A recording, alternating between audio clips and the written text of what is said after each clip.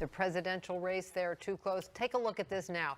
With 93% of the vote counted in Virginia, Hillary Clinton has pulled slightly ahead, 48% to Donald Trump's 47%. We're still watching this one very closely.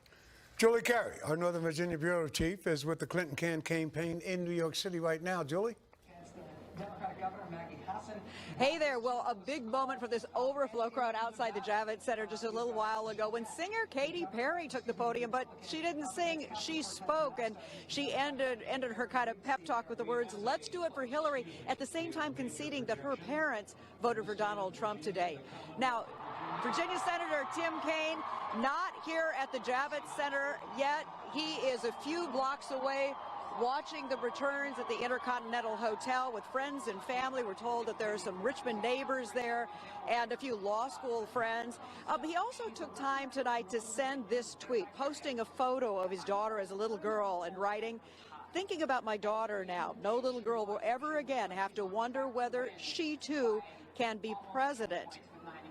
But we have yet to see whether that kind of history will be made tonight. Senator Kaine's hopes, as you mentioned, probably had to be boosted a short while ago when some of the vote totals in the Northern Virginia suburbs finally came in and they gave Hillary Clinton her first lead in Virginia for the evening. Fairfax County, Prince William County, Loudoun County, all making the difference with that development. We'll be standing by here to see when Senator Kaine and Hillary Clinton might make their arrival here. Back to you now in the studio. Thanks, Julie. We sent you a breaking news alert on the NBC Washington app as soon as this very close race was called. Republican incumbent Barbara Comstock, we are projecting her to win Virginia's 10th district congressional race. In fact, those numbers pretty much call the case. 92% of the vote in. Barbara Comstock with 55% of the vote, over only 45% for Luann Bennett. Megan Fitzgerald is with the Comstock's campaign in Ashburn, Virginia now. Megan? Jim and Dorian, I can tell you, as soon as we called that race in favor of the Congresswoman, this room behind me here erupted in cheers. A lot of these folks that you see here, they've been in the trenches. They've been knocking on doors. They've been encouraging people to vote for the Congresswoman, talking about her record and why they should cast their vote for her. Of course, right now they're anxiously awaiting for her to arrive here. We're told she should get here any minute now, but just moments ago we heard from Ed Gillespie. He's favored to win the GOP nomination for governor here in Virginia. He talked about that work ethic, how the Congresswoman will not be outworked. Then we heard from one of her former colleagues, the state Senate here, who talked about how she is one of the hardest working members in Congress. So it's essentially turned into a party here, but we want to play for you some sound that we got earlier today from the chairman of the Republican Party here in Virginia. Take a listen. Everything that she does is for her constituents. I just couldn't be more proud to be represented by her as a Loudoun County resident. So again, a lot of excited people here and very anxious for the arrival of the Congresswoman. We understand that she is en route on her way here, and she should be here within the next couple of minutes or so. So as soon as she is here, of course, we will bring that to you. Back to you. Thanks, Megan. Things are not working out here as the experts had predicted they would, but they are changing by the moment. Now, NBC News is projecting that Hillary Clinton will win Virginia. Right now, 96% of the vote in. She is up by 1 percentage point over Donald Trump. And here's a race we've been watching in Fairfax County. The vote on a 4% meals tax. Right now, it is going down. 56% voting no on this, with 97% of the vote in. No surprise on this one. Vincent Gray has won the 7th District Council seat, and we're going to be back here in just a couple of minutes. 25 minutes. Back to NBC News now.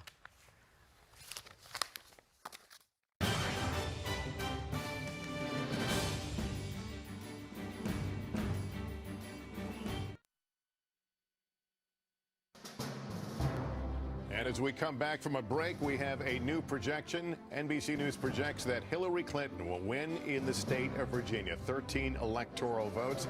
Here's how it's shaking out right now. Clinton ahead at 47%. over Trump. What does this mean to the electoral map? Let's take you down to the ice and see where things stand. Trump with 168, Clinton with 122 as our map begins to fill in. But there are some states in gray right there who are going to create a lot of upset stomachs and drama in both campaigns tonight. Let's go to Chuck Todd right now, who is with some of our pollsters to get a little read on what we're seeing here and how we got here. I'm with Bill McInturff, Republican, Fred Yang, Democrat. These guys are the brains behind the NBC Wall Street Journal poll. So, Bill, yes. Obviously the battlegrounds much tighter than any of the polling showed, not just ours, all of the polling. Is this the result of a hidden Trump vote or us underestimating what rural America would do in turning out? Well, I think it's a little bit of both.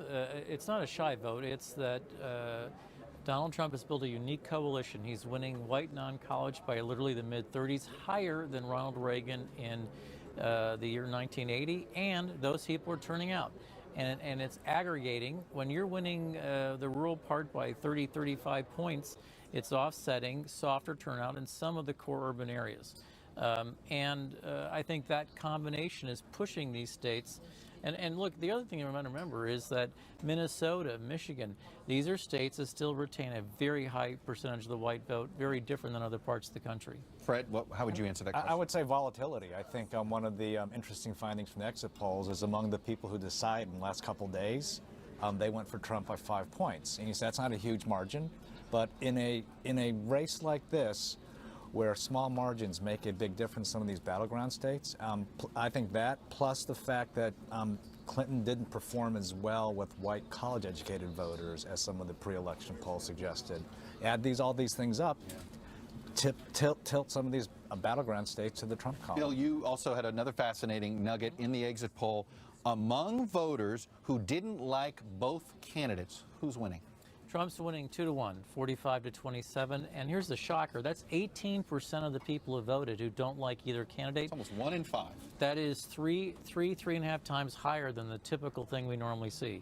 So you've got folks, 1 out of 5, who don't like either candidate, and they voted for the guy who represents a bigger change. And not only that, Bill, in the exit polls, 54% of Americans gave President Obama a positive approval rating, and his designated successor is in a 50-50 fight for the presidency. Unbelievable. All right, Lester, All right. I'm coming back to the boards, buddy. Come on back. I want to go to Andrea Mitchell right now at Hillary Clinton's headquarters here in New York. You know, Andrea, one of the things we've discussed over the last week or two is this notion of overconfidence. The Clinton folks said they were guarding against it, but clearly there's got to be a lot of nervousness in that room right now.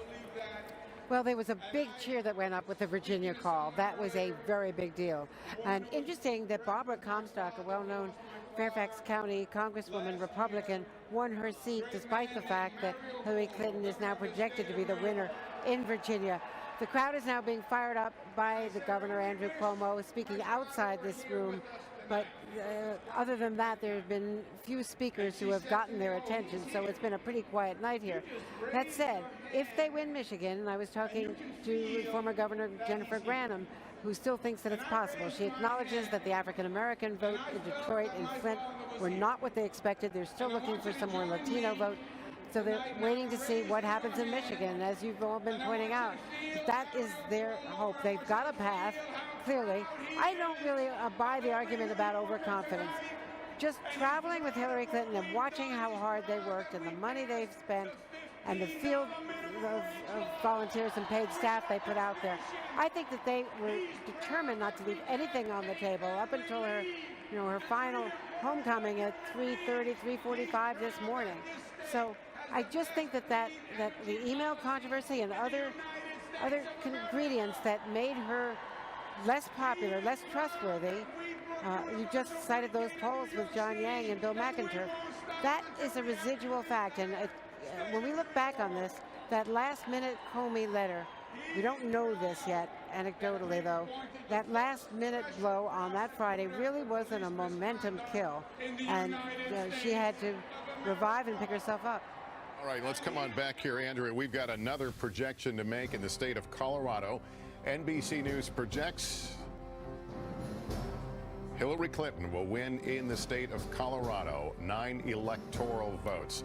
Let me quickly get Nicole in here, and that's an important one for her. That's got to. Here's what's happened. They're all important for her now and for him. But with all due respect to our pollsters and everyone else's pollsters, the assumption as of noon today was that she was 3.5 points ahead. This is not the map that reflects a 3.5 points ahead. And the Republicans in Michigan are a lot like the Republicans in a lot of the southern states that he swept. He certainly had a resonant message in big parts of states that we weren't watching, but that someone in the Trump orbit knew he had a shot at. And right now, you saw there in the race to 270, it's Trump at 168, Hillary Clinton at 131. Chuck is at the map here, continuing to work these paths to 270. Look, I'm going to put them in here. Let's do Georgia, Florida, North Carolina, Trump leading in all of those. By the way, our Nebraska, we had a little glitch. It's all in the system. Just trust me on there. Let's go ahead and put Arizona there. So you see Trump sitting at 259. Let's give her Pennsylvania. If it holds, talk to one of our pollsters who's an expert in Pennsylvania. He thinks she wins by 2 points in Pennsylvania. So let's go ahead and do that. Now you're looking at what we're looking at here, 259 to 252. Let's see what happens in Nevada. I'm not as confident about Nevada as anymore, considering what we've seen there. But you can easily start messing around. So Michigan obviously would put him completely over the top here without needing a Nevada and without needing New Hampshire. That's the potential path he now has. This assumes that Iowa goes his way too. We still haven't had, but if Ohio went his way, you got to assume that Iowa is going to go there too. So look, I come back here, Michigan, she's now going to need Michigan, say, and a New Hampshire or a Nevada, certainly there. But essentially, as Nicole is right, each state is now important to both of them. This is no longer, she's got all these paths to 270. No, she doesn't. Her path to 270 is Pennsylvania, Michigan, and either Nevada or New Hampshire, and she has to win 3 of those 4, and 2 of those 3 can't be Nevada and New Hampshire. This is Savannah. Give me your take on that. Well, I think, as Chuck just said, I mean, this is firewall time. And you look at some of these states and you see that there's the Hillary Clinton headquarters and they're cheering for Virginia and they're cheering for Colorado. These are 2 states that they were so confident about that they stopped spending money in them back in August. I mean, it's just a complete sea change. And I think what people are going to say, how did this happen? How did polls miss it so much? And I think we're going to find out that they severely underestimated that rural vote, the white non-college educated voter turning out in a much bigger number. And perhaps we're going to be looking at the African-American vote being depressed in certain areas, and that's going to be the difference. That's something I hate to bring up a name that you can't. This race changed when Director Comey made that initial thing. Yeah. That's when Republicans galvanized. Mm-hmm. You noted, Nicole, that's when Trump became a good candidate for the first time in weeks.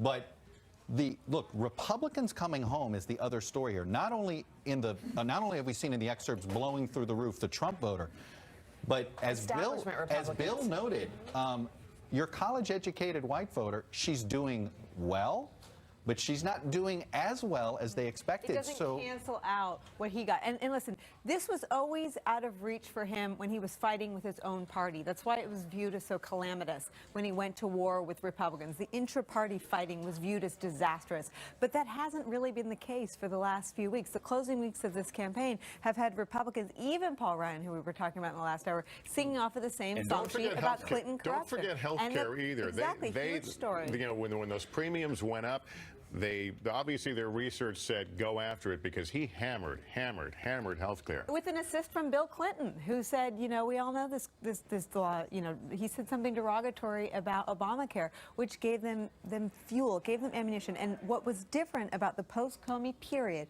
was that he had ammunition and he used it. He'd been a very inefficient candidate until that moment. When the Comey letter hit, he became a very efficient, a very disciplined, almost a traditional kind of candidate. And this is what it yielded. Kevin Tibbles is in Michigan right now. Kevin, what's the move where you are and what are people talking about? Well, Lester, I think it's one of amazement and perhaps a little bit of surprise thrown in because people here last night were attending one of the final Donald Trump rallies here. At any point, did you ever think that Michigan, it might actually come down to Michigan? Never. I never thought it would happen. And what about you? I mean, Michigan did not seem to be in play. This was supposed to be a Democrat state. We were ready to be in play. We were excited for something new and different. And Donald Trump is that person. Well, what does Donald Trump represent to you that is different? He tells it like it is. He isn't politically correct, which is sometimes good and sometimes not, but you know where he's coming Well, from. I have to ask you, as a woman, why did you vote for him? Because he tells it like it is. I have a lot of friends who tell it like it is, and you can trust them. You have to sort through some of the weeds, but when you get to the gist of it, you know he's speaking strong words and that he's going to live up to those words. This was a rather subdued crowd up until about 45 minutes ago, Lester, and that's when the results started to come in. I think people here got excited when they saw what was going on in Ohio, which of course I believe is still too close to call. And then it started coming in here. People started talking about the number of people that voted in the Detroit area, which seemed to be low. And then here, which has been a Republican sort of island in this state of Michigan.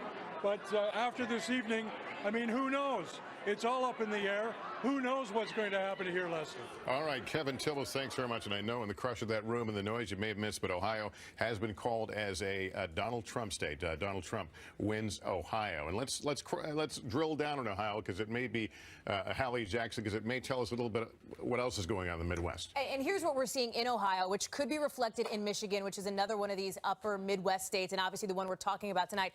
Look at this. It wasn't immigration, it wasn't foreign policy or terrorism that ended up giving Trump the win. According to our exit polls, it was the economy. 54% of Ohio voters said that was the most important issue to them. And of the voters who said that the economy was the most important issue, and actually of Ohio voters overall, more of them thought that Donald Trump would better handle the economy. His message on trade seemed to resonate. This is something that we heard from Trump in the closing months of his campaign in the last few weeks as he made trip after trip after trip to Ohio, pressing this message. The other thing driving his victory in Ohio, he is the projected winner there. Take a look at this next board here. It's what we've been talking about all night. White voters without a college degree. Look at the margin for the Republican candidate. In 2012, it was 56%. Donald Trump outperformed Mitt Romney this year. And look at what happened with the Democratic candidate. In 2012, Barack Obama got 42%. Hillary Clinton underperformed him by 5 points. So that is something that we're going to look to see if that is matched in Michigan, given the similarities between the populations there, Lester. Hallie Jackson, thanks. We're going to take a quick break. We're going to continue to keep a close eye on those too close to call states, and there are many of them. And another round of poll closings coming up, including a big one, California. Stay with us. Decision Night in America is sponsored by Amazon Echo.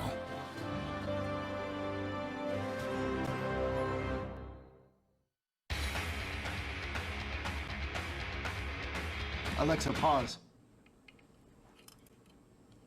Alexa, resume. Ladies and gentlemen. Alexa, ask Domino's for my easy order. Okay.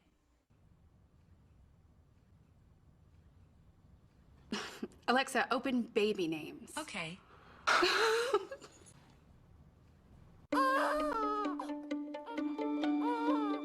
From the first moment you met, it was love at first touch. And all you wanted to do was surround them in comfort and protection. That's why only Pampers Swaddlers is the #1 choice of hospitals. To wrap your baby in blanket-like softness and premium protection. So that all they feel is love. Wishing you love, sleep, and play. Pampers. Hi, I'm Jim Preston. I'm a passenger on the Avalon, and we have an emergency. We're on a 120-year journey to a new home. And the thing is, This can't be happening. we woke up 90 years too soon. It's good to see another face. It's not possible for you to be here. There's something they didn't tell us. What's going on? There's a reason we woke up early. Rated PG-13. Saving a life with a deadly disease. Giving someone HIV. Chicago Med, Thursday. Why Window Nation? Because from the first call to the install, our team is working for you. When you call Window Nation, you are calling a team that has installed over 275,000 windows. A team that has helped over 55,000 homeowners beautify and protect their home. All with a 97% customer satisfaction rating. Let our team at Window Nation work for you. Get 50% off all windows and doors plus 0% interest until 2021. Visit windownation.com. It's 10:45 in the East in a little over 14 minutes. More poll closings: California, Hawaii, Idaho, Oregon, and Washington. And of course, we'll have the characterizations at the top of the hour. I want to go to Kristen Welker now. She's learned some new information at Clinton headquarters here in New York. Kristen? Lester, good evening. The Clinton campaign projecting confidence in this nail-biter of a race. I just heard from one top official who says they still have a path to 270, and they say they are on that path. Why? Because they have won Colorado and Virginia, but the path includes holding Wisconsin and Michigan. They would then have to win Pennsylvania and either win Nevada or New Hampshire. So those are the states that they are watching at this hour. Now, they point out that in terms of Wisconsin, Madison is still out. That's obviously a heavy college area, so you're going to get younger voters. They think they can clinch that area. And then Michigan, Detroit is out. A lot of African-American voters. Of course, President Obama has been there trying to energize his base and that part of the Obama coalition. I can tell you that there are jitters here among top Clinton supporters who are gathered at the Javits Center, some of them acknowledging to me they are quite concerned about the fact that this race is a whole lot closer than they were anticipating. But again, at this hour, the Clinton campaign stressing that they still have a path to 270 and they think they can get there. Lester. Listening to that path, Kristen, we're sending Chuck with his pad and up to the map here. Well, look, the path is one state right now. I mean, yes, we may need to worry. We'll worry about Nevada and New Hampshire when we get there. And Wisconsin, she noted. And Wisconsin, there's no doubt. But let's get to know Michigan a little bit here. We still got, look, more than 50% of the vote out. But ultimately, let's take a look at what Wayne County is going to do. So right now, Clinton is winning it. Almost by 30 points. Let's go back to 2012 just to get an idea of the total vote that you'll see out of it. So we have 220,000 votes in there so far. If you go to Wayne in 2012, as you see, President Obama won it by almost 50 points. He got nearly, 370,000 net out of there. So my point is, that's what you're going to be wanting to watch tonight. Number one is going to be how much, it looks like, there we go. How much does she get out of here? Still very little of Detroit in, but she needs to net, doesn't need to net as much as Obama got out of there, but she needs to net probably 275 to 300,000 votes just out of Wayne County. So we got a ways to go, but that's just a simple way of just watching Michigan right now. Why have you at the map? Can you show us where Florida is? We haven't checked in on Florida a little bit. Let's go ahead and go to it here. I'm sorry to put you on the spot. That's okay. I could have navigated simpler. Look, vote keeps coming in. She hasn't really narrowed the gap very well. It's just not there. Unless there's magic boxes of ballot boxes somewhere that we don't know about. I can keep telling you, there is, the remaining vote is basically here in Palm Beach, Broward, Miami, and I think there's one precinct in Monroe that's left. But by the way, I was talking to a Florida expert of mine about how has Trump done this, and it's essentially these Tampa ex-urban counties, okay, both north and south, in the Tampa market. He just blew through every single vote total estimate that Democrats had, and frankly, even Republicans just blew through. Look, she did her job in Hillsborough. Normally, how Hillsborough goes, you could say it was the most important swing county in the country over the last 16 years. But this is not enough. She's going to win Hillsborough and lose the state. That doesn't happen very often, but that's the story of what's happened in rural America. By the way, everybody talking about how Trump didn't have much of a get-out-the-vote operation. But didn't need it. Apparently not, that he relied so heavily on the Republican Party, and there was already grousing from some inside states about there not being sufficient get-out-the-vote. Well, the vote got out. We're going to take a break. Lots more ahead on this decision night in America.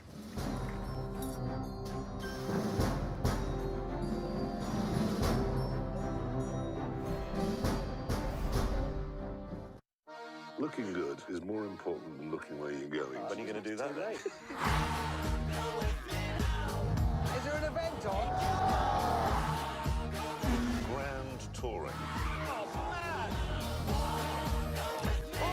That's to release it, you muppet! With only had one minor fire.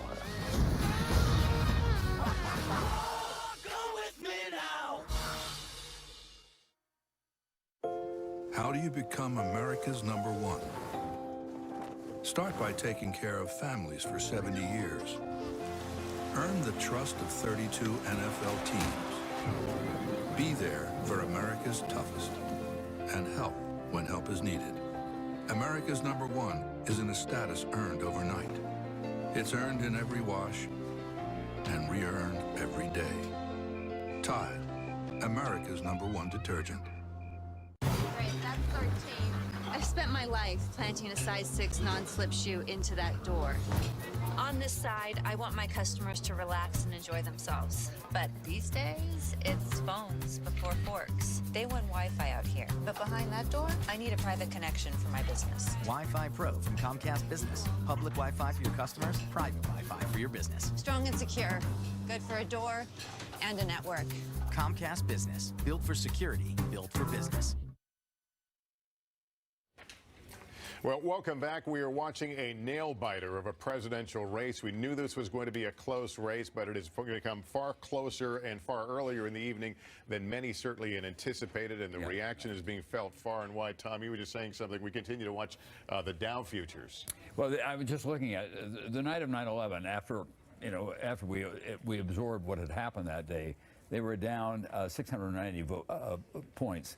Right now, they're down 750 points. That's 60 points more as a result of what they're seeing so far. That's Wall Street making its bet, hedging its bets at this point about what is likely to happen. And, if you look at these, they think that Trump is going to be the president. As Florida seems to be slipping away from Clinton, and the path certainly for Trump becoming a lot easier. Well, I mean, I don't speak fluent CNBC, but I mean, Wall Street, we all know, hates uncertainty.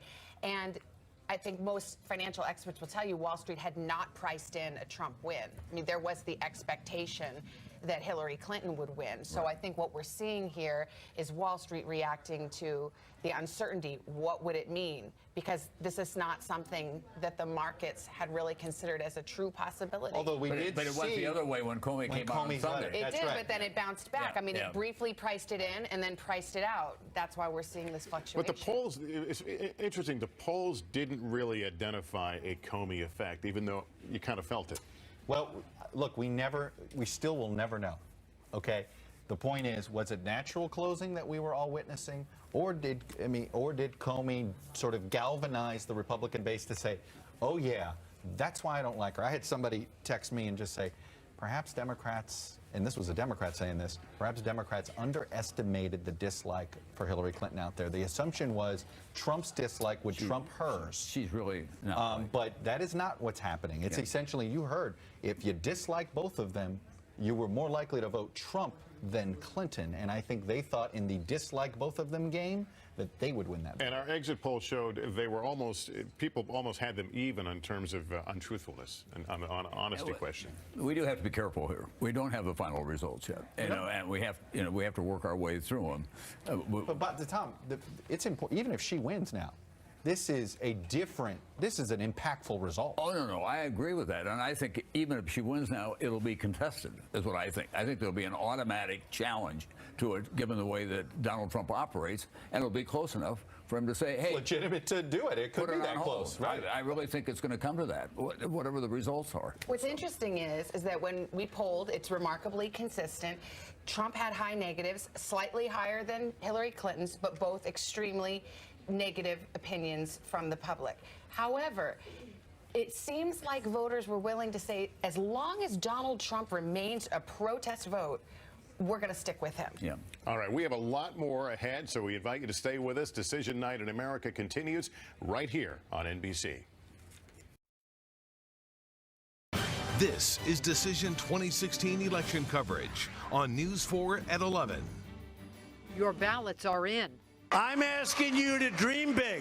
The campaigning is done. We face the test of our time. Choosing the 45th president of the United States. We will make America great again.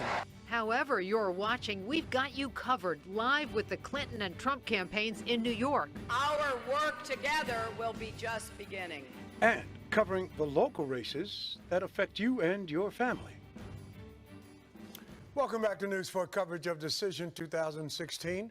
I'm Jim Vance. And I'm Doreen Gensler. We're here with you until 11:30, or unless a winner is called in the presidential race before 11:30. Here's a live look at the scene right now in New York.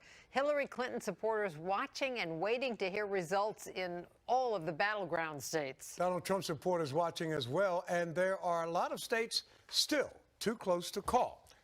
Outside the White House right now, a group has gathered, waiting to find out whether they'll be celebrating or commiserating. We have a team of reporters in New York, D.C., Maryland, and Virginia. We're working for you on every screen, on air, on the NBC Washington app, and on your Facebook newsfeed. Presidential campaigns gathered less than 2 miles apart up in Manhattan. Hillary Clinton at a convention center on the Hudson River, Donald Trump at a Hilton hotel in Midtown.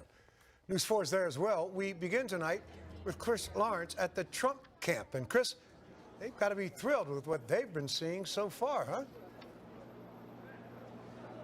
Oh, by far, Vance. You know, whatever anxiety they had coming into this night, these early numbers and these early results have turned all that anxiety into pure excitement. We were standing right by a huge group of Trump supporters right here on the street in front of the hotel when they got the word that Ohio had been called for their candidate.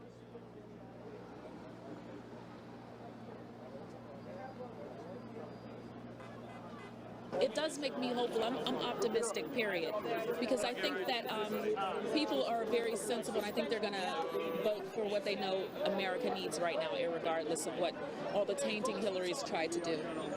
You know, I think only time's going to tell what actually happens, but so far it's looking pretty good. It looks like it's swinging towards Trump, so that's a good thing. But, you know, like I said, only time's going to tell what's actually going to happen. Yeah, we were seeing them cheering, screaming at some of the cars coming by, waving flags. They look at these numbers. They see him vastly outperforming what Mitt Romney did in some of these deep red rural counties. And they say, you look at what's happening in places like Florida and North Carolina where he's overperforming.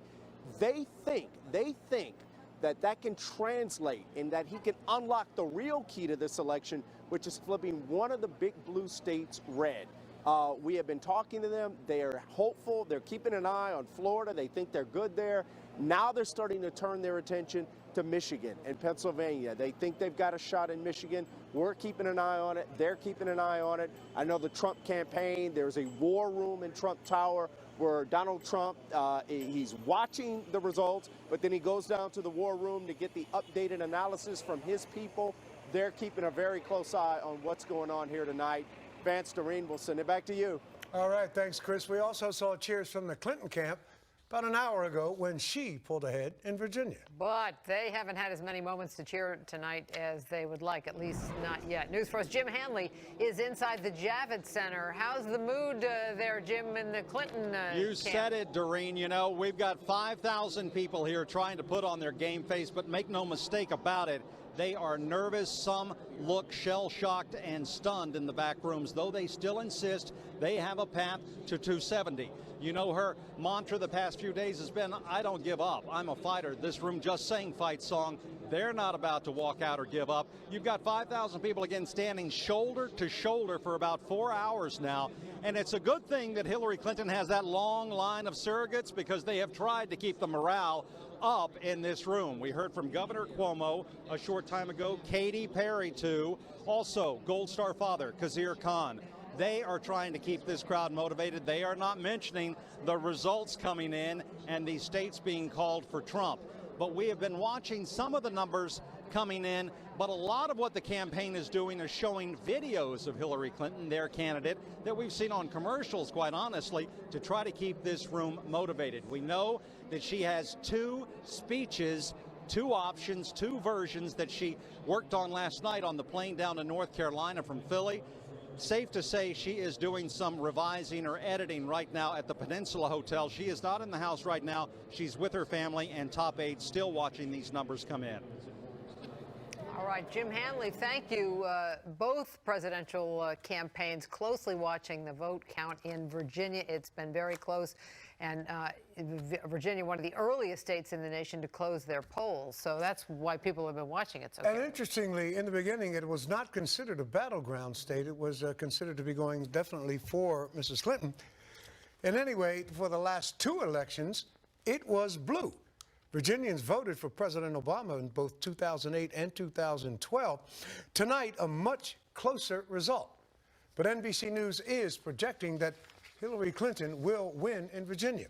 That call coming in just the last half hour. Virginia is also home to the man who could be our next vice president, Senator Tim Kaine. News Force Julie Carey is live in New York, where Senator Kaine is closely watching tonight's results. Hi, Julie. Well, there was a huge cheer from this overflow crowd outside the Javits Center just about 30 minutes ago when up on the big screen, NBC News projected that Hillary Clinton would win Virginia. And I'm pretty sure there were a few cheers a few blocks away, too, at the Intercontinental Hotel, because that is where her running mate and Virginia Senator Tim Kaine is watching the election returns with family and friends. Now, Kaine started his day back home in Richmond, waking up early, getting into his polling place and casting the second ballot in his Richmond neighborhood. Some of his neighbors, I'm told, and law school pals are here at the hotel with him tonight. And he also took time this evening to send this tweet, posting a photo of his daughter as a little girl and writing, "Thinking about my daughter now. No little girl will ever again have to wonder whether she too can be president." But we have yet to see whether that piece of history will be made tonight. We also do not yet know when Senator Kaine and Hillary Clinton will be arriving here at the Javits Center. One thing I do know for sure, that's what Senator Kaine is going to be doing right after Election Day. I asked him about that last night, and he said he and his wife, Ann Holden, are going to take a few days off, win or lose. It's something they do after every one of his political contests, so even if he's vice president-elect, that's their plan. And his friends at this time like to remind folks, in his 22 years in elective office, Tim Kaine has never lost a race. Back to you now in the studio. Thanks, Julie. It is just after 11 now, and what that means is that polls have now closed in 49 states. The polls just closed in California, Hawaii, Idaho, Oregon, and Washington State. And Wendy Rieger's in the studio with an update on the map. Wendy? Well, these states have a lot of electoral votes, especially, well, California is sort of the Mac Daddy of electoral votes with 55. And, of course, that just went to Clinton. 12 in Washington State, 7 in Oregon. But Trump picked up Idaho, which has 4 electoral votes. So you see she's pulled ahead now. But, again, the game changer is on the East Coast there, and that's still too close to call. Back to you. Thank you, Wendy. In fact, too close for... let me start again. There's a lot of perplexion among a lot of the experts, people who study these kinds of things. This has not turned out the way that they expected it to. There are some states that are yet to be decided in how this whole thing is going to go. Florida is one, Michigan another. There are a couple of others, Pennsylvania, as well as Colorado. It looks like we could be here for quite some time. North Carolina, Georgia, still to be determined. We heard before the night got underway, we might know early if it was going to go one way, and if we didn't know by 9, 10 o'clock, then it might be a long night. It looks like we're in for a long night. The most competitive race in our area has been in Virginia's 10th district. Republican Congresswoman Barbara Comstock and Democrat Lou Ann Bennett. You've seen all those TV commercials they've been running. Ad infinitum, I think is the right term. Comstock did not support Donald Trump towards the end of her campaigning, but tonight she did win a second term in Congress. She beat Bennett. We're covering both campaigns tonight. We begin with Megan Fitzgerald and Comstock supporters out in Ashburn, Virginia. Megan? Jim, right now is one of the most anticipated moments of the night. Congresswoman Comstock just took the stage moments ago. She is thanking and speaking to her supporters. A room packed with people who went door to door campaigning for her. We want to dip in live here and give you a little listen of what she is saying to her supporters right now. Okay, looks like she's finishing up her speech right now, hugging her supporters. But I want to show you here, as we look at the crowd, you're looking at a very diverse group of people here. And as we talk to political experts in the Republican and Democratic Party, they will tell you that this is reflective of the ever-changing 10th congressional district. We're seeing a lot more minorities in this district, and that's what some of the questions were in the beginning of this race. Would she be able to win, given the change of landscape and given the fact that she did not align with Trump after that TMZ video was released? A lot of unknowns, but as we see here, Congresswoman Comstock will continue to represent the 10th district here in Virginia. Back to you. Megan, thank you. For the other side, we go to David Culver. He's in Fairfax County with Virginia Democrats. David, we understand Bennett just gave her concession speech, kind of subdued there. She sure did. Yeah, you're going to hear from her in just a moment. But I want to take you back to the start of this evening, Doreen and Vance. Around 7 o'clock, Virginia Governor Terry McAuliffe told us that at 10 o'clock, he expected to be on that stage behind us, and he expected to be announcing victory for Virginia when it came to the Clinton-Kaine Democratic ticket. This was a great night. This was a tough campaign. When we started this campaign 18 months ago, Virginia was a true swing state. And tonight, Virginia being the first state of all the battleground states to go blue is a testament to all you folks here. So here at the State Theater in Falls Church, the crowd cheering on several Democratic wins in Virginia, including Don Beyer in the 8th District, Jerry Connolly in the 11th District. No real surprises there, but as you heard from Megan Fitzgerald, Lou Ann Bennett lost her bid against Congresswoman Barbara Comstock. Tonight's result is not the one we were hoping for. But I have to tell you, I am so proud of the campaign that we've run and the vision for our district and for our country that we put forward. So to sum it up here, mixed emotions, excitement for the Democrats who won. Of course, disappointment for Lou Ann Bennett losing her seat. As for the governor, he is on a plane right now headed to New York to meet up with his friends, the Clintons and the Kaines, hoping for a victory there. Doreen, Vance, we'll send it back to you. All right, David Culver reporting. Thank you, David. We've got an update now on the presidential race. NBC News has just called North Carolina for Donald Trump. North Carolina for Trump, another swing state in his column. The state of Maryland, meantime, is getting a new U.S. senator for the first time in a decade. Barbara Mikulski has been very popular in the state. She is retiring after 30 years in the Senate, but her seat will remain in Democratic hands. Congressman Chris Van Hollen defeated Maryland State Delegate Kathy Salega. Our Chris Gordon is with Van Hollen and Maryland Democrats in Silver Spring right now with more on that. Chris? Well, Jim, they now call him Senator-elect Chris Van Hollen. You called him Congressman. It's about to change in January. He said he received a very gracious call concession from his GOP opponent, Kathy Salega, and then the party began here. Van Hollen came and he thanked his many friends, his family, his supporters, and what he called his extended family, vowing to work for Maryland. I really want to thank all of you who are also part of our extended family. When I look across this state, and I have traveled to every nook and cranny of this state, you have all been there with me. And I want to thank you for uniting behind the common purpose of trying to make sure that every Marylander and every American is treated with dignity and treated with respect and has the opportunity to have a fair shake in the United States of America. That's what brings this extended family in this room together tonight as we go forward. Joining us now on News 4 for his first live interview since becoming Senator-elect Chris Van Hollen. Can you comment on this close race that Hillary Clinton is facing? Well, I just finished addressing our crowd, our team here, and I want to thank the people of Maryland for having the confidence to support me for senator from the state of Maryland. And I look forward to working with all Marylanders. I understand the presidential race may be very close. I still believe at the end of the day that Americans will choose unity over division. and hope over fear. We're just going to have to watch the election results come in. Your top priority? My top priority is working with all Marylanders, trying to make sure that we bridge differences and then focus on the things that are really important to our state, making sure we have an economy that works for every single Marylander, that we have schools that we would all be proud to send our kids to, make sure that we have criminal justice reform, that we protect our beautiful Chesapeake Bay, address climate change, get big money out of politics. We have a big agenda, but we got to work together to get it done. Thank you very much, Chris Van Hollen, Senator-elect. Back to you. Thanks, Chris.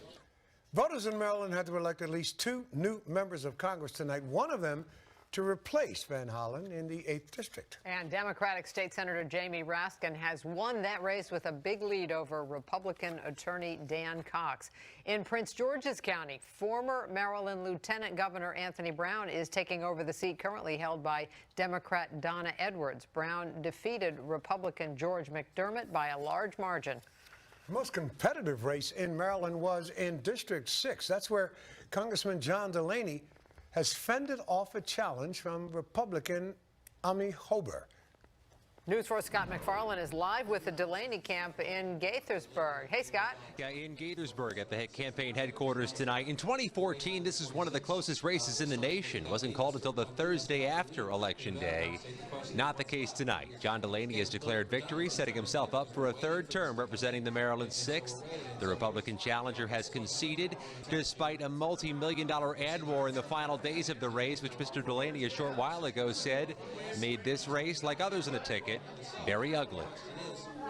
And let's face it, this was a difficult campaign. Maryland's 6th district is a competitive district. It's the most competitive district in the state of Maryland. And in some ways, we had some of the things that we all dislike about politics and make us want to turn our head away. And this past year has been very difficult. And it's going to be a long night. God willing, it'll turn out the way we all want it to be. Challenger Amityville has conceded tonight at her headquarters in Frederick. That is the story in the Maryland 6th, live in Gaithersburg tonight. Scott McFarland, News 4. Scott, thank you. One of the most talked about issues on local ballots this year affects how much you pay when you go out to eat. In fact, voters in Fairfax County had to decide on a 4% meal tax, with most of the proceeds going toward county schools. News 4 just called this one. Ultimately, voters did not see a need for this tax. No votes are leading right now, 56 to 44%. Voters in the district overwhelmingly voted for statehood and a state constitution. Referendum B passed with 86% of the vote. It is a non-binding vote, though. Of course, it would need congressional approval, which seems very unlikely. And 2 years after losing his re-election bid for mayor, Vincent Gray was elected to his old D.C. council seat in Ward 7. You're watching News 4 live coverage of Decision 2016. You're watching the Trump and the Clinton campaigns closely up in New York. And some good news for the Clinton camp as the West Coast polls have closed. But now Donald Trump has claimed North Carolina, according to NBC News. We have much more coming up. Stay with us.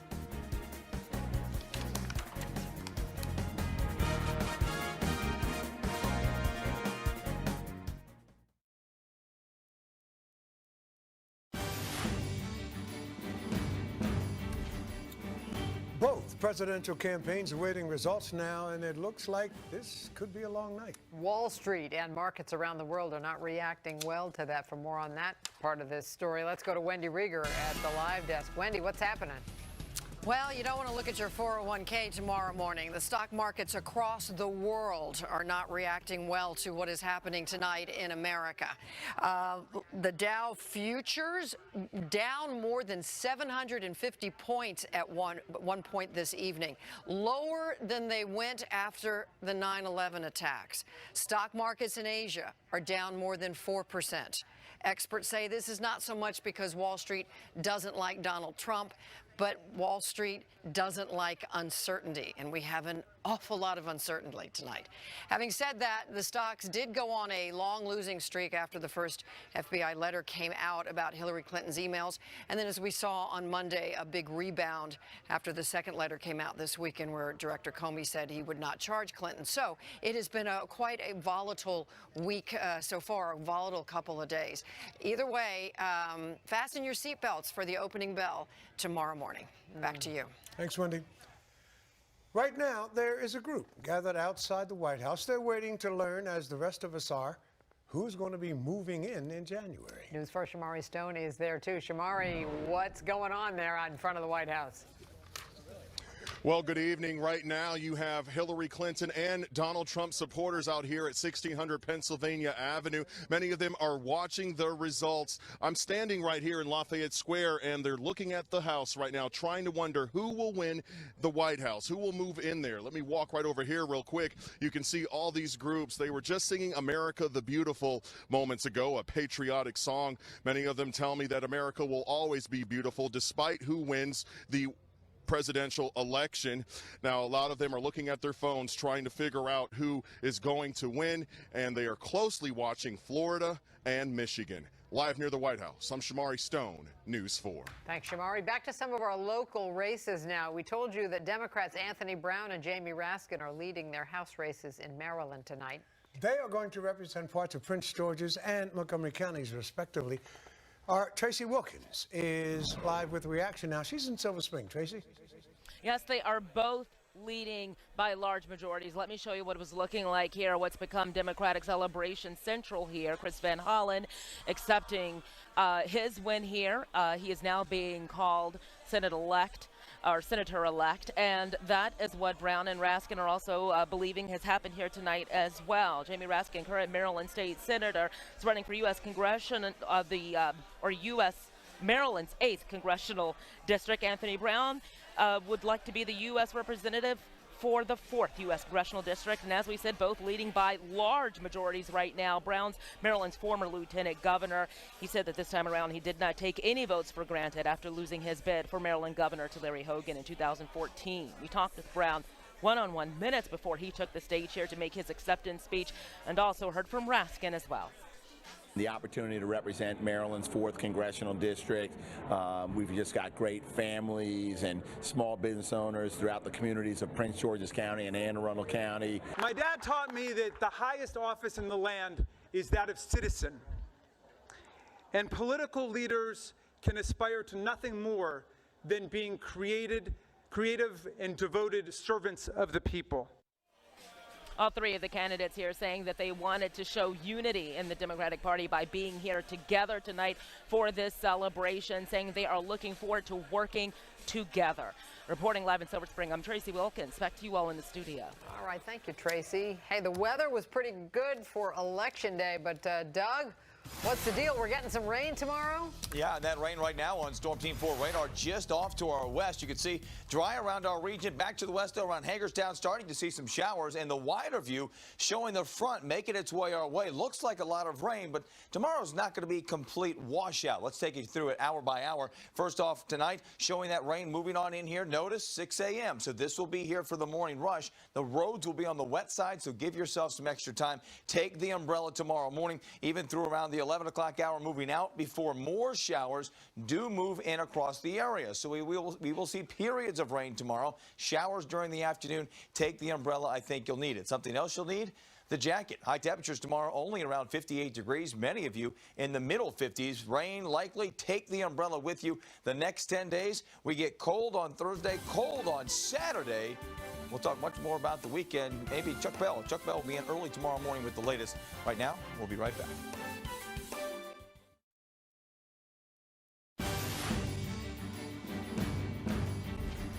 Well, all of our local races are decided, but in New York, the Clinton supporters and the Trump supporters are still waiting to see who's going to be celebrating and who's going to be commiserating. Both of them on pins and needles, too. This contest has been a lot closer than any of us ever expected. It looks like we're going to be here for a while.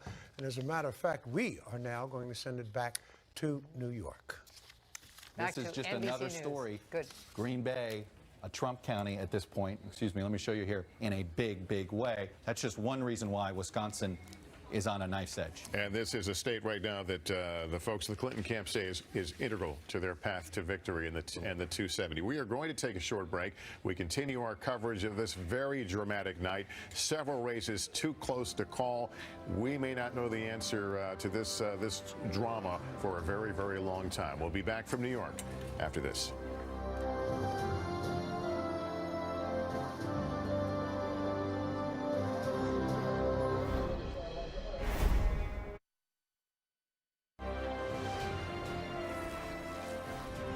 Decision Night in America continues.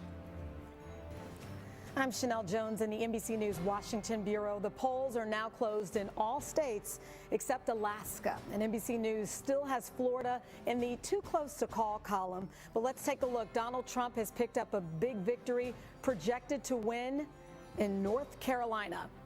Idaho, take a look at this one, also goes to Trump. Hillary Clinton, meanwhile, is now projected to win the state of Colorado, as well as West Coast states. California, look at these results, with 55 electoral votes. Oregon with 7 electoral votes. Washington, we see here, with 12 electoral votes. And the Aloha State, Hawaii, picking up 4 electoral votes. Let's dig in here. Joining us now from Miami, Florida, is Mariana Atencio, who was at a watch party. Mariana, set the stage for us. What's going on there in Florida? Hey Chanel, I'm here at a local watch party in Miami with Latino families, and the families here are mixed status. Many of them have undocumented people in their families, citizens who voted, or even family members who were deported. And as these results start to come in, these families are grappling with what could be the outcome, the fact that Donald Trump could in fact be elected president. They are assimilating these results. Young people like Valerie here. Valerie, you are here all alone in the U.S. You've been here for 10 months. Your parents were deported to Colombia. What are you feeling now as these results come in? Right now, I'm really nervous because I see that Trump is winning. And knowing that Trump is winning, it's like a possibility that my parents can come back again. So right now, Hillary is my hope for me and my family to be together again. What would you tell Donald Trump supporters and even Donald Trump himself about people like you and your family? Well, I'm 16 years old, and I think I still need my parents' support with me because I'm alone, and as well as other kids and other families, we need to be together. Thank you so much, Valerie. You are very brave. And Chanel, Nora is joining me here. She's a legal guardian to Valerie and many kids in her situation. And as these results start to come in, we have seen the mood really tense in here, people holding hands, praying for what outcome, Nora, for families like the ones we are with now? We are praying for the best for our children. We have 1,007 children who are alone or under your care, 1,000 children. Yes, and because they are orphan, father or mother or both has been deported, and we are here just waiting for the last decision, and whoever is the next president, we will continue our fight to protect our children and the immigrant families. Thank you so much, Nora, for your testimony. Many Latino families across the country, with the more than 11 million undocumented people here in the United States, having these same discussions and going through these same feelings, Chanel, across the country tonight. Mariana, those were great interviews. Thanks for checking in with us, and we'll talk to you again a little later this evening. I want to bring in Jennifer Lawless from American University. Let's compare Mariana's live report with some of the live reports we've watched all evening long, where they're jubilant, they're excited. This is seriously almost like a tale of two different countries, a divided country. It is, and we basically saw this play out over the course of the campaign. How women fare in the United States and what their future looks like, how blacks and Latinos will fare and what their future looks like, how college-educated versus uneducated people will fare and what their future looks like. It really is a tale of two countries, and we're seeing in the battleground states that it's still too close to call. When we dig into the numbers here, I looked up this morning, the Latino vote, the early vote, it nearly doubled from 4 years ago. I mean, they really had so many campaigns with their ground initiatives. Why is this so close? What happened? It's unclear. I mean, a lot of the time we don't really know what to do with the early vote. Is that the enthusiastic vote and then everybody else just doesn't turn out on Election Day? But as of right now, it looks like it's possible that Trump actually did better with Latinos than Mitt Romney did. And finally, what does Hillary Clinton, let's just in case people are still tuning in, they're flipping around, what does Hillary Clinton have to pull off in order to win tonight? She needs to win Michigan. If she wins Michigan, then we can talk about the next steps. But without Michigan, there's no path. Surprised? I'm surprised. You know, I think a lot of people are surprised. My phone is exploding really quickly. A lot of people are saying, James Comey, did he give Trump a lifeline? I think he gave him multiple lifelines. The fact that Trump is winning in most of these battleground states, when the polls suggested that that was not the case, is evidence of that. All right. Thank you, Jennifer Lawless. There are a number of important ballot initiatives across the country we have to talk about, including those dealing with marijuana and gun control. We will update you on those when we see you back here in 30 minutes. For now, though, we send it back to Lester Holt in New York for continuing coverage of Decision Night in America.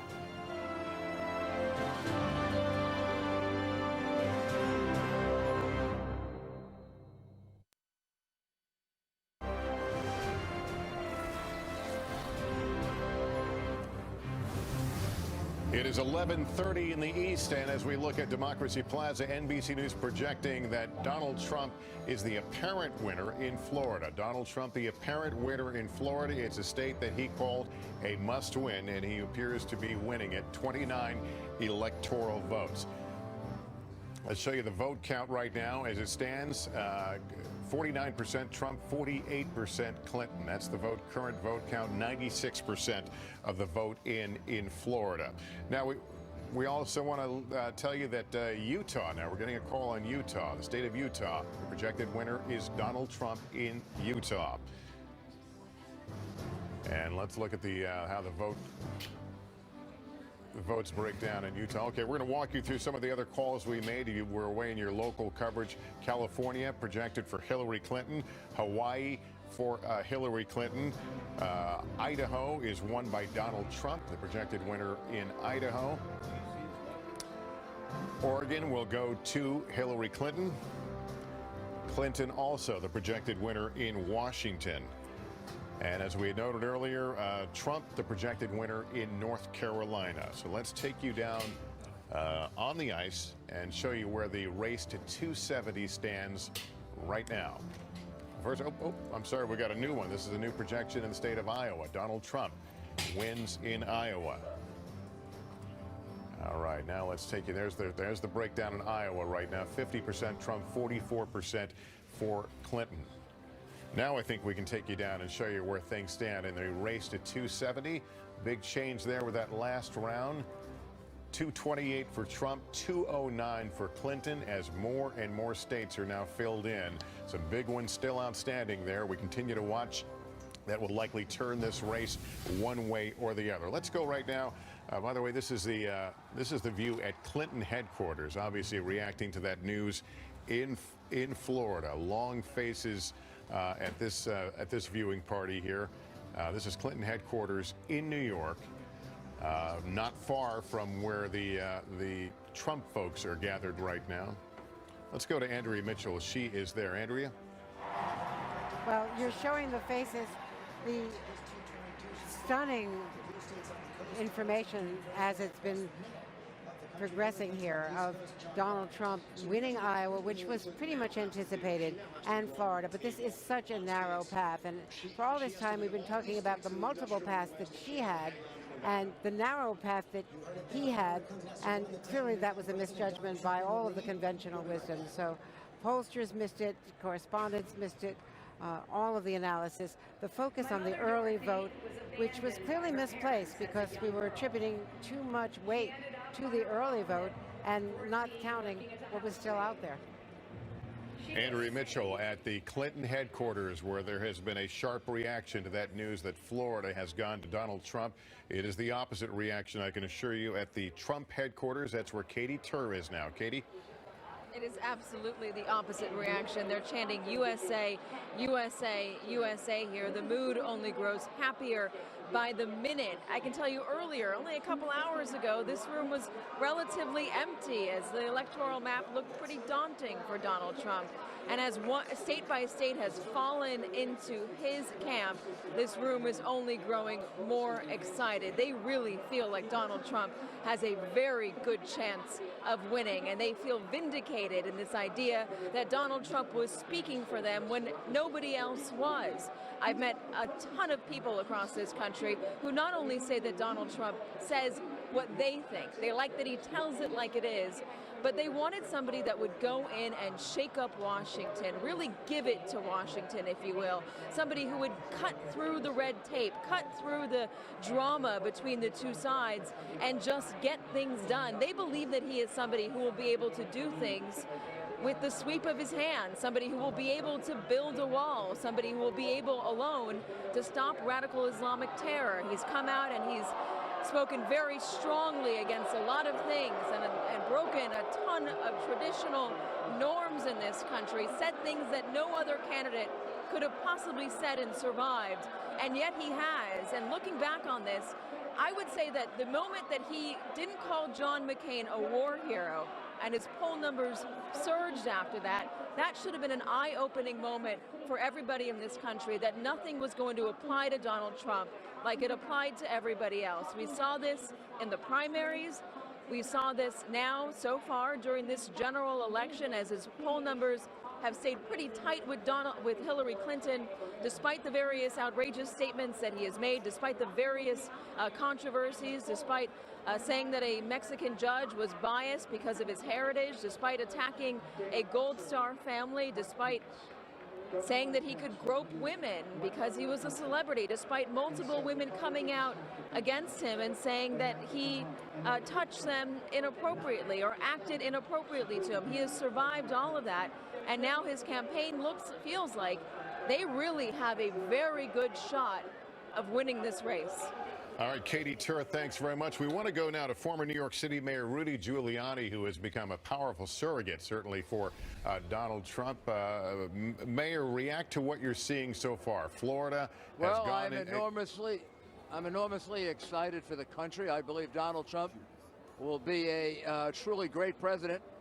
This is probably one of the greatest victories for the people of America since Andrew Jackson. I mean, this is against the entire establishment. Democrat, Republican, corporate, Wall Street, the media. I mean, 90% of the media lined up against him. 4 or 5 stories a day in the New York Times. Today, 4 of them negative about him. And the people of America. I'll remind you, he's at 228 electoral votes, so not quite victory yet. We're not there yet, but we're getting there, and it sure shows the power of the people. How much do you think that the Comey story played into what we're seeing right now? I don't know that it played very much into it. I think everyone had already made up their minds about Mrs. Clinton and the long period of time in which the Clintons had committed a number of serious crimes that were ignored by the Washington establishment. Perjury, Whitewater, the Mark Rich pardon, which to me was enormously upsetting because I prosecuted Mark Rich, and he was the #1 fugitive in the country, and they got $30 million for that. Selling uranium to Russia. I think those are the things that really brought her down more than what Comey did. Comey's report played a big role in it. But I think Donald Trump's outreach to the people is the main thing here. You have to have been at his rallies and seen the way people reacted to him. I told him at the first rally that I was at that he was going to win this election. Because he reached the people. Mr. Giuliani, if Donald Trump is triumphant tonight, your name has been mentioned as a possible cabinet member. What position would you want in a Trump administration? Right now, I'm not even thinking about that. I'm enormously happy at my law firm, my security firm. I do cybersecurity, which is unbelievably challenging, and I'm just happy to see that my country is in good hands and not in the hands it might have been in if we made a mistake. And let's hope we get there. You're right, we're not quite there yet. Yeah, so we're not quite there. There's a lot of drama left in this night. I'm still praying. Mayor Giuliani and your wife, thank you so much for taking the time, and we'll see how the evening progresses. I want to go over to Chuck Todd right now, who's gathered with some of the analysts working through some of what we've seen so far. President Trump may be something that everybody needs to get used to, including the Republican Party. And I have to say here's three people, smart minds in the Republican Party, and I think we all thought it couldn't happen, that he couldn't do this on the power of white voters alone, that he couldn't do what he did, and guess what? He may just do it. Mike Murphy, what did you miss? Oh, boy, I missed a lot. Under the normal rules of politics, he couldn't put it together, but he's broken the normal rules, and he's getting votes he shouldn't get at a huge level among white America, where partisanship doesn't seem to have the same glue. States like Wisconsin, which are full of white Democrats who apparently in big numbers are voting for him. So right now, Michigan, I can see 100,000 votes for her out of Detroit. Yeah. Wisconsin, I don't see it. I don't see it either. Yeah. No, I think, barring an upset in Arizona, by her, Nicole, I mean, the paths are starting to get cut off for her. Yeah. So, look, he's remade the Republican Party. Absolutely. This is not Paul Ryan's party. I think Paul Ryan's days as Speaker of the House are probably over tonight because I don't see the House is going to respond differently. You elicited a moan from you. I'll yield my time. I don't agree with it. I am an admitted reluctant Trump voter. As I just said on talking to Nicole downstairs, there are millions of us. I didn't know there were that many people concerned with the Supreme Court. Obamacare, Arizona, your last-ditch effort. The premium on the silver plan in Phoenix went up 149%. And so there is a vast number. Ron Johnson winning in Wisconsin is an Obamacare vote. I think that all this is going to come down to Donald Trump will sit down with Mitch McConnell and Paul Ryan, if this holds true, and they will do deals and they will save the Supreme Court. Let me throw a little, this is, because I'm sure some Bernie bros are going to be talking about this. Does Bernie Sanders lose Wisconsin? Anybody? Who thinks Bernie Sanders would have lost Wisconsin? I think he would have probably lost Wisconsin. Just culturally, he wouldn't have connected, I think, to some of those counties that Trump's winning. Was she uniquely unable to connect to this vote? Yeah. I want to get in on being wrong because I think we probably get a race to the bottom. I was just going to say, well, the table's going to get crowded for Here's one thing that I'll just speak for myself that I got wrong. I think that people's tolerance for all the unsavory things that came out of Donald Trump's mouth. I mean, he was undeniably embracing racially charged language, undeniably misogynistic language. Talking about grabbing a woman in the genitals is disqualifying for any other person in any other year. I did not vote for him and could never have voted for someone who said the things that he said, who banned an entire religion. I mean, the Republican Party is going to have to grapple with who and what it is if he wins or loses. But people, voters, had an incredibly high threshold for pain and for intolerance and for these sort of racial and misogynistic undertones because they thought that he might be political chemo, this thing that could wipe out the cancer that is a corrupt Washington. And so they're willing to tolerate all that bad to get some dramatic change. Actually, you said chemo. Somebody said to me, it's like, no, he's this. Yeah, there's only a 10% chance the pill would work, but I want to try it. Also, when voters are really mad, they have a low tolerance for the baseball bat. They don't pick the prettiest one in town. They want a weapon, and he was that weapon, so they held him accountable to almost nothing. On the other hand, they don't like her. She's politics. That's it. I just want to say, you said rejection election on my show. You're absolutely right. This is a rejection of Hillary Clinton and a tentative willingness to roll the dice, which is why I think those curbs in the form of McConnell and Ryan will mean a great deal. It is a rejection election. It mean everything. By the way, I do want to go to the Andrew Jackson point here because I've thought about this too. That he was trying to do Andrew Jackson, and I didn't think you could do Andrew Jackson Walter anymore. Russell Meade wrote that, and he was so pressured. But absolutely, because that is how, Andrew Jackson, the first populist to become president, and who was arguably destructive to the American economy at the time, but the public didn't care. John Meacham's book captured that, and he ruled as he ran. He ruled as a disruptor. And by the way, to this day, historians, some think they love Jackson, and some think he was the worst president. Yeah. If Trump wins, and I believe on this situation he has a better chance than not, now will come the pain, the other half. Voting to blow things up is easy. Living with that in the economy and everywhere else, look at the futures, is another story. Nicole, let me give you more PTSD about Florida. I want to put up with Florida. This is the four-way Florida board. A bunch of Democrats are gnawing their fingernails because look at the difference between Trump and Clinton, 132,000. And then look at the total vote of Johnson-Stein, 266. Now, let's not presume all Johnson voters were somehow going to go Clinton. Right. But something kept them from voting for Trump because he was changed and he was outside of that. So we don't know. It's a known unknown. But there is going to be some Bernie Bros or things like that. Someday, Democrats are going to look for a bunch of things to gnaw on their fingernails at this one. But the fact of the matter is that. I mean, I was talking about show trials in the Republican Party. Now I'm going to be in the chair. Yeah. But and others. But the Dems are going to have an implosion over this. All right. I got to interrupt you. I got to go to Lester. We got a call in Georgia. All right, we're making that projection.